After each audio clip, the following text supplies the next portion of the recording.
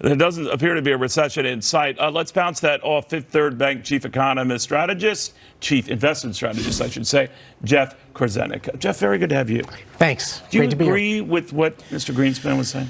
Basically, in the sense that the debt worries are very long-term worries, that we're not going to have a recession, but that doesn't mean we don't have problems. All right, your idea of problems is slowing down from what we've got now. Slowing down. Not necessarily reversing course, but slowing can be psychologically tough to handle. Well, what happens is if you're up against the limits of growth, which are structurally sub 2% in the U.S. economy, because we have poor workforce growth, and if we don't have business confidence, we don't have productivity.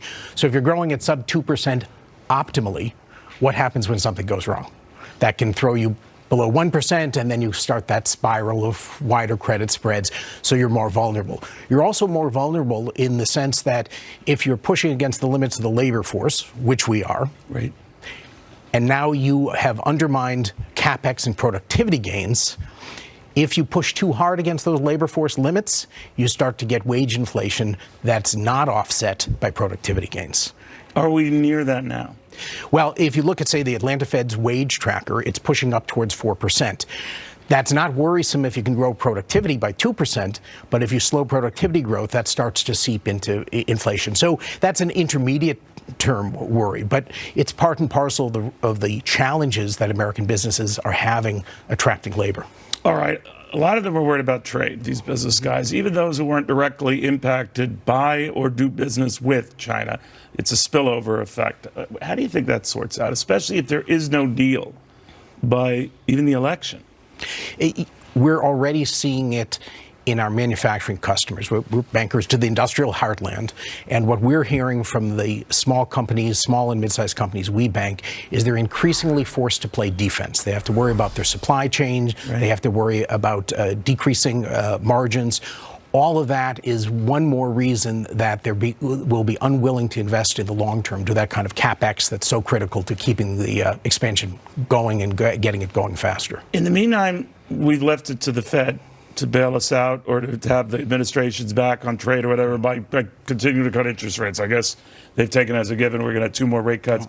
I always thought the idea of weakening your currency to match the other weak, pathetic currencies abroad was a bad idea. But that's just me. I'm just worried that we're chasing our own tail. These fundamentally aren't monetary problems. But if you're the Fed, if all you have is a hammer, every problem looks like a nail. And so I think and it's a dangerous path to go on. It could lead us to the European solution, which is a non-solution. Am I weird for thinking that trying to stay ahead of the Europeans by doing what they're doing and what they're doing isn't helping is a bad idea? Yeah, I mean, it's a case study in failure in many ways. And I do believe our Fed, from the officials with whom I've spoken, don't want to go down that path. They are, though. But they are. The markets are forcing They are inching towards that. That's right, and responding to the markets. So when the president was mentioning today, before he was hopping on this flight to Hamptons, that rates should be a full percentage point lower. He said that before. What did you think of that? Frankly, disagreed, because we were in the camp that the Fed probably should not have started on this mini easing cycle. The Fed likes to think it's 1995 when they had a very successful mini easing cycle. Right. We think it's more like 1966, the preceding easing cycle, where you really didn't extend the economic life of the cycle that much longer. You didn't bring down unemployment by more than a little bit, but what you did is started to unleash inflationary forces, and the Fed lost some degree of control. That was a very seminal year, if you think about it, too. 1966 was the year we were just piercing, getting close to 1,000 on the Dow. Right. We wouldn't convincingly do it until 1982.